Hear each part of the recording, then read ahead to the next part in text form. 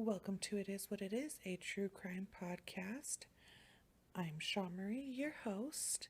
Hopefully everyone's having a lovely day. I know I fucked with you guys yesterday and I put out an episode and then I took it back. And that's because my lovely friend T, I still haven't asked if I could say her name, so we're just going to call her T for probably forever and always. But my lovely friend T was like, bitch, there's no audio. And so I was like, what the fuck? Turns out my little devil worshiper, she's about 2 years old, she turned the mic down and I just neglected to check. One of those things. So yeah, today is a fan pick episode from Kenny on Twitter, and someone was like, you always do what Kenny says. Fucking give me a suggestion and Kenny won't be the only one. The next episode's from Robin, and then an episode after that my best friend Hadley picked. So like, don't be fucking grouchy about it. If you want to hear something, say something, you know? But anyway, Kenny picks good stuff. So how it works, if you're not aware, is you tell me a name. You give me a name or whatever. And you say, I want your thoughts on this guy. So I go, I read, I look, I do whatever I gotta do, and then I do this. That's the step process. So he picked Stephen Brian Pennell, and he was born on November 22nd, 1957. He is AKA the Route 40 killer, the Corridor killer. I don't fucking like that name at all. That's a scary name.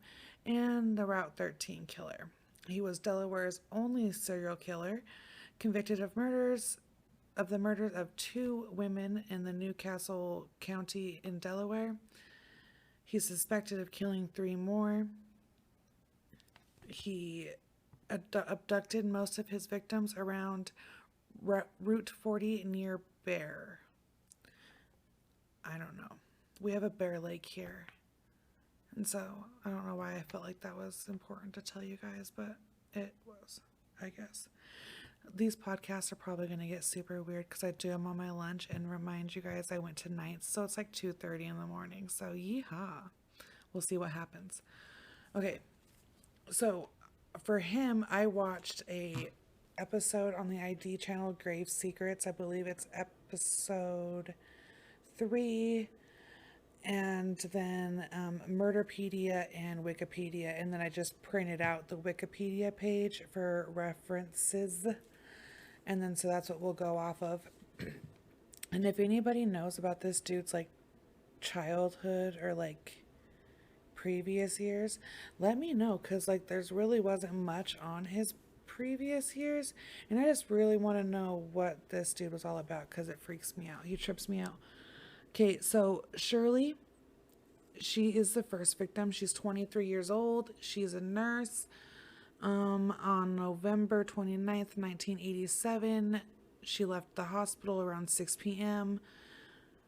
and I guess it says catching a lift on her way on Route 40. So obviously I'm guessing she didn't have a vehicle.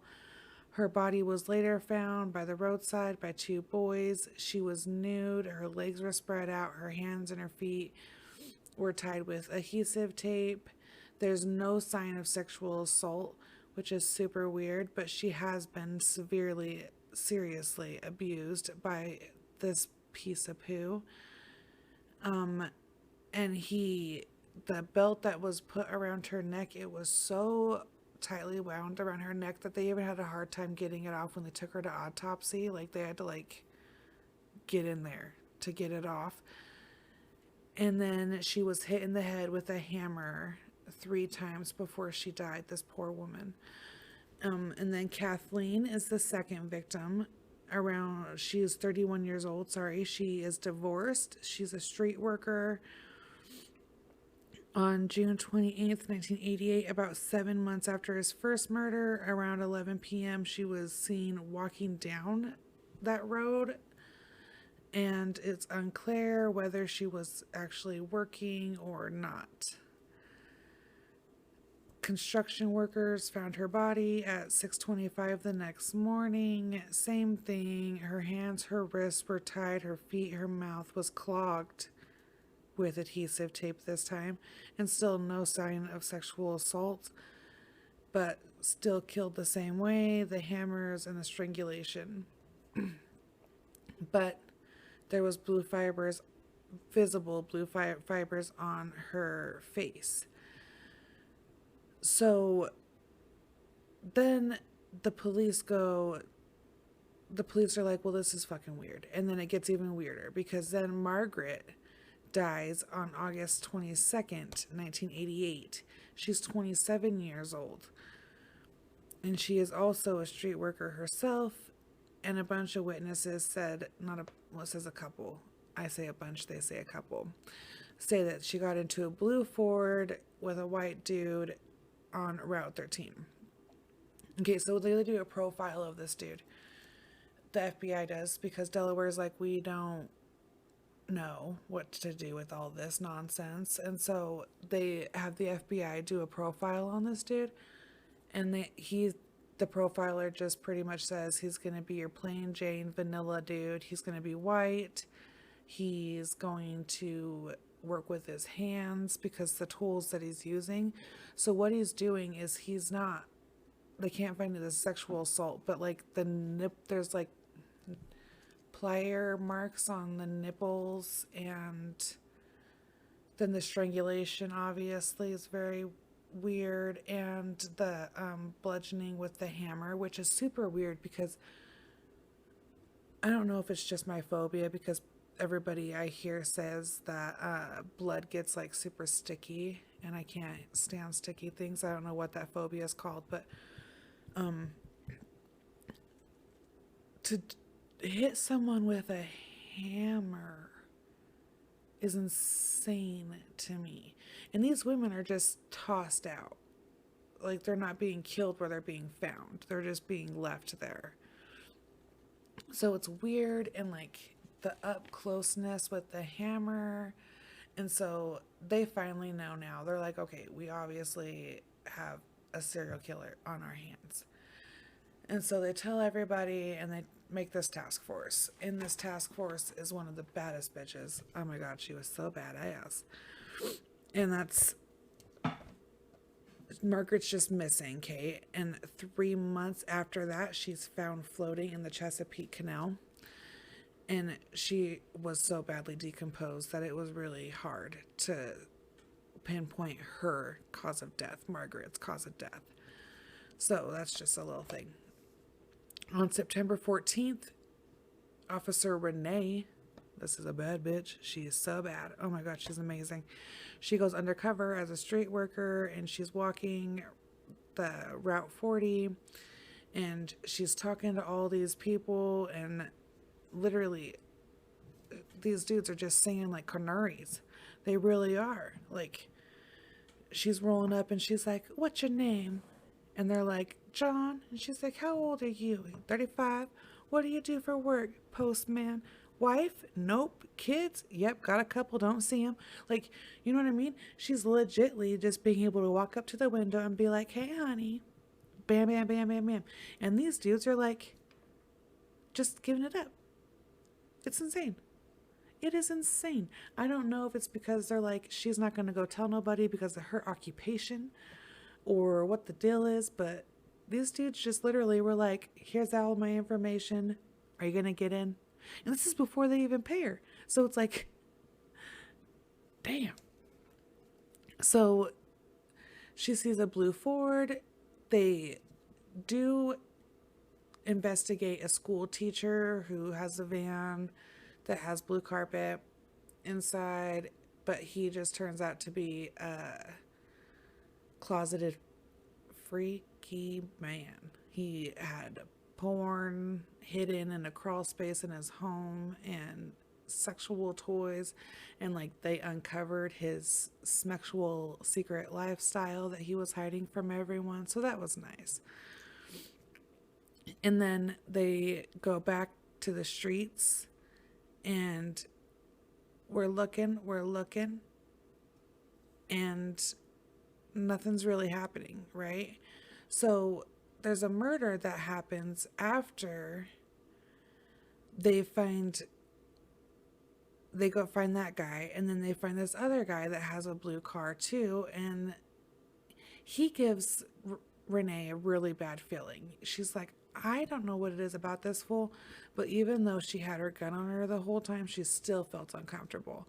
But yet he had a van. And so she's like, hey, will you turn the lights on in your van? And he does. And she was like, oh my God, blue carpet. I've always loved blue carpet. Let me touch it.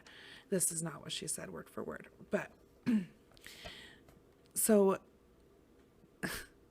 he's like, yeah, you can touch my carpet for sure. And so she's touching it and she's like, wow, this shit is fabulous. And he's like, so you want to get in? And she's like, actually, it's been a long day. It wouldn't be worth your money. I'm tired. Maybe some other time. And she grabs a handful of hair, a carpet. And so they start following this guy because he meets the criteria. He says he's an electrician, that he's married. So they're like, okay, well, let's follow him. So they follow him to his house. They have a watch team, obviously. They have the task force now. And so they start watching this dude. It turns out that the vehicle belongs to a Stephen Brian Pennell, a 31-year-old man who's an electrician. He is a father of 2 children. He's married. He has no criminal record. So they follow him. They sit outside his house for a while, and he goes inside. He turns the lights off a little while later, and seems everybody in the home goes to bed. Then Michelle, 2 days later, 22-year-old local sex worker who normally did work Route 40, disappeared. Witnesses saw her getting into a blue Ford as well. And her body was found on September 20th on the rocks in Chesapeake Canal. And the autopsy discovered that she had been drugged with cocaine, which had caused her heart to stop before the torture had began. So in her case, I think it's kind of a blessing. Kathleen was murdered on September 23rd. She was 26 years old. She was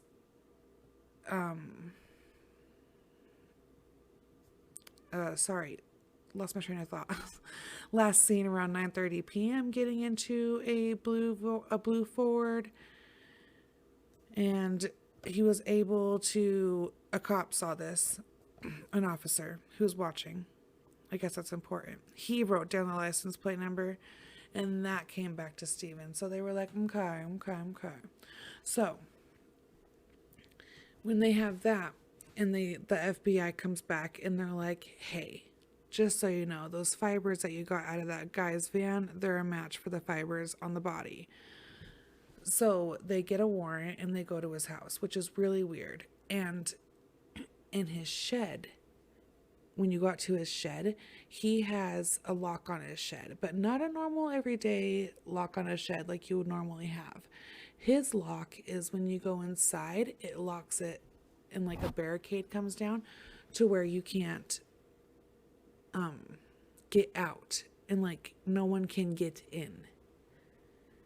So that's super shifty. And I just side note, if you ever marry a guy, or you right now are married to a guy, and he has a shed or like scary, creepy areas of homes and places that like only if like you go in there, there's only no way out, and like you can't get in there when he's in there, you know, it's just, I'd question, just maybe a little bit, not much, but, and they did find some porn. They found some pornographic material in there as well, and it was the VHS was skewed up to a part where someone was torturing a woman's breast. So that kind of makes sense. But even if your husband has to go watch porn in a shed, for one, loosen the fuck up. And I want to know what kind of porn he's watching. You know? I don't judge mine's porn history, but then again, I don't know. Just know what your man's about. Goodness gracious, a shed only someone could... No. Oh, and then they searched this blue fucking Ford, and there's blood in there, and there's hair in there that matches Kathleen, so she links him automatically. There's no getting around it, really. There's a quote-unquote torture kit. It had pliers, whips, handcuffs, needles, knives, and restraints. I'm just saying, are none of these women nosy? Like, I am just the nosiest bitch alive, I think, because I would have already busted up in this van about 4 or 5 times. I would have found this little kid. I am so nosy. Like, super nosy. I have an intuition for shit, too. My husband has a McDonald's habit that I probably shouldn't blast him about, but I'm going to. But, like, I just have, like, this feeling. And so I'm always like, yeah, I gotta go somewhere. I'm gonna take the car and go. And he never gets rid of his garbage. And there it is. Every dang time. And then I go to Berto's and get tacos. But that's another note. So this douchebag was arrested on November 29th, 1988. A year after he murdered the very first victim. He was charged with killing 3 of them. And he did his right to remain silent. He was charged with Shirley, Kathleen, and Margaret, I believe. Nope, not Margaret, Michelle, sorry. And at the first trial, his defense attorney claimed that the fibers taken from the van from the police officer was wrongly done. And the judge says, I don't agree with you. They're in. So once that stands, then it's a whole shit show, really, because now there's really nothing. And then the judge, it was like, listen, you guys bring in your experts and do your dang jobs, okay? So they did. However, the strong evidence against him was testimony of his own lawyer, okay? Even though they had the fibers and the whatnots. The strongest thing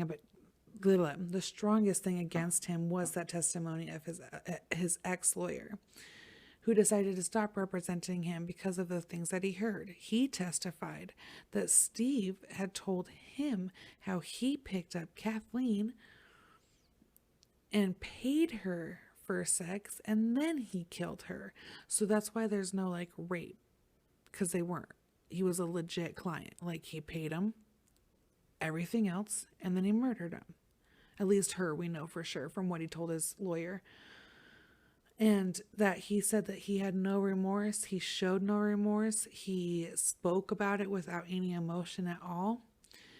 And his testimony is what really shocked the jurors and people in the courtroom, because really this guy just looked like everybody else. Nothing was ever special about him. He wasn't special in any way, shape, or form. A psychologist ruled that his sanity was questionable, which obviously there's 5 women here with their heads beaten with hammers. I'm assuming it's very questionable what this dude thinks. The jury deliberated for 8 days, setting the record for the longest hearing in Delaware history. And on November 23rd, 1989, the jury reached the decision and convicted him of murdering Sherry, Kathleen, but acquitted him of the other one, of Michelle's murder. because of lack of evidence. They didn't feel that there was enough evidence to charge him with hers. And then the sweet prosecutor's office got a note and some flowers, and a note that said, "You made us feel human again," from the women of Route 40, which is super cute. The judge decided not to do the death penalty, but 2 life sentences. Shortly after that, his lawyer appealed the court's decision on the grounds of the fibers, of course, and the court dismissed it. They were like, shut it down. Knock it off. So at this point, he dismisses his lawyer and asks to represent himself. He tells which surprises everyone, by the way. Like, really surprises everybody. And the court really was like, you guys find more evidence and come back so that we can charge him with everybody else's murder too. Like, the other 2 women still need justice. Kathleen and Michelle, like, they still need the justice. So we still need to find that. And so it's weird. He started quoting like the Bible, the Hebrew Bible, which is very different from what I'm assuming. I don't really know. He wanted to be sentenced to death, which is super weird. And he explained this by citing 2 passages in the Bible. And on Halloween of 1991, he was sentenced to death by lethal injection after being convicted of 2 of the 5 murders he committed. So he was given what he wanted. It's weird that you ask and then you shall receive. It's really weird. I don't know. And most dudes just like, they want to live from it, and I don't know. None of them really ever want to die. I don't feel like they ever want to die. Most of them turn into little bitches when it comes time to die and start crying and shit. And this dude was like, no, I'm good. Just let's do this. And on March 14th, 1992, at 9:49 p.m., that sentence was carried out. At the time of his death, he was 34 years old.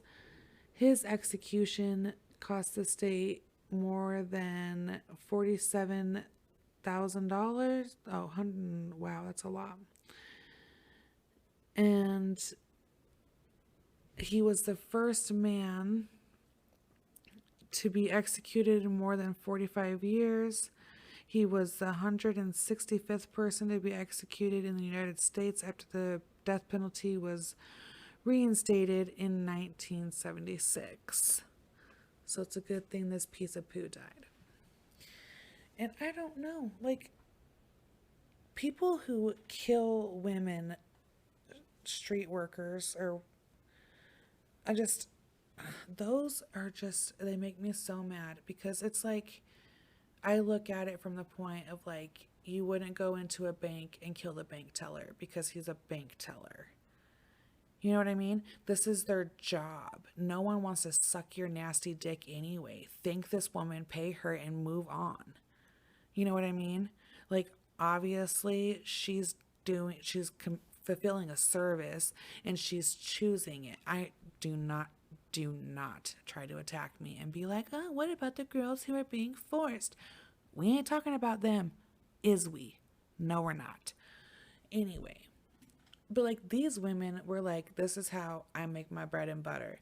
I do this for a couple hours. I'm able to take care of my children.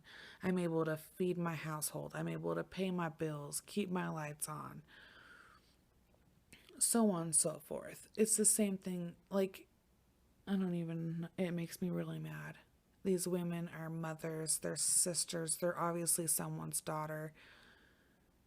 And who are you to judge them because the way that they get money is not what you think is a legit way of getting money? You know what I mean?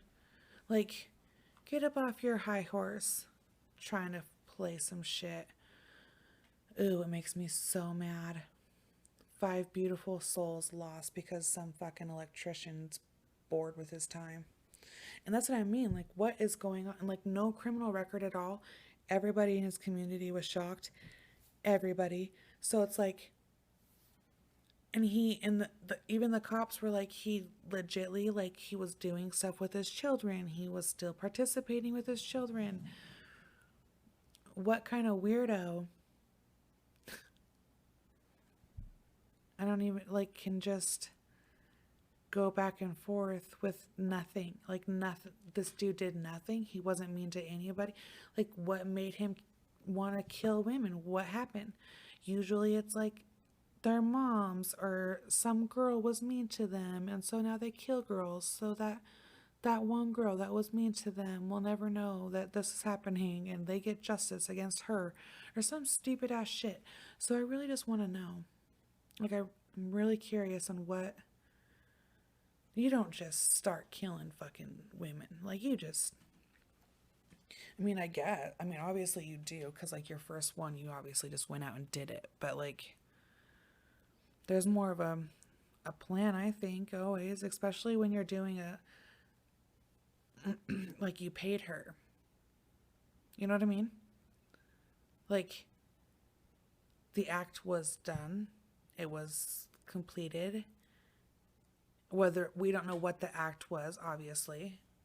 But whatever it may be, it was over, it was done, and then you did it. And then you torture her before you bash her head in. Like,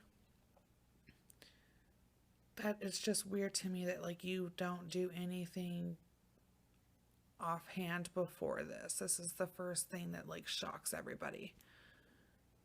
Blows me away, kind of. And kind of creeps me out. And the FBI told the Delaware police, they were like, this dude is literally gonna be your everyday motherfucker. Like, he is not gonna be special.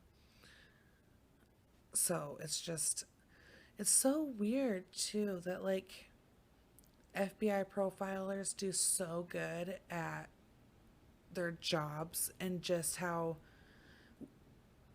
I like to think they're not. Sorry, Idaho right now, if y'all can hear that wind, it's done lost its fucking mind. Like, I don't even know. That is the fucking wind, guys. No windows are even open in my house. Ooh, I hate it. I hate the cold. But yeah, I lost my train of thought because the wind. But I don't even know. So yeah, if you know more, let me know for sure, because there definitely was not much. So yeah, there you go, Kenny. Hopefully it was good enough for you. And I'm really not into, like, the whole Robin's episode next week will be our 100th episode. So it's kind of crazy. Kind of cool. Blows my mind, kind of. But it's weird. I love doing it. And I love talking to you guys about this stuff. I just can't believe it's been that many. It's a lot. So, thank you guys for listening to all 100 of them, if you have. But I love you. Follow me on Instagram, it is what it is pod19, all together, no spaces. On Twitter, it is what it is 208. On Facebook and YouTube, it is what it is, a true crime podcast. Hopefully everybody stays classy, has fun, and if you live in Idaho, don't get blown the fuck away. Bye.